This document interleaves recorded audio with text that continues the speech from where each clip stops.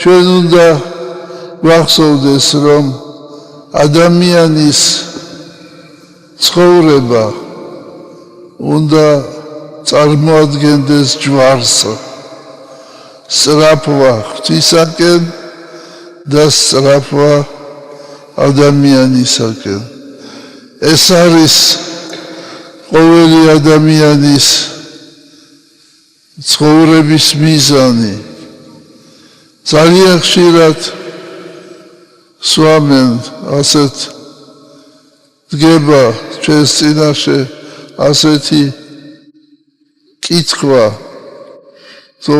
თუ რისთვის მოვედით ჩვენ ამ ქვეყნად, უფრო სწორედ რისთვის მოგვიყვანა უფალმა, რა უნდა ვაკეთოთ?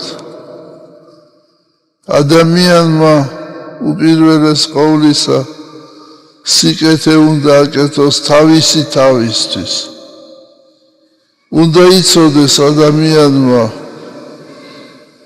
რა არის საჭირო მისთვის და შემდეგ ადამიანმა უნდა სიკეთე აკეთოს სხვისთვის.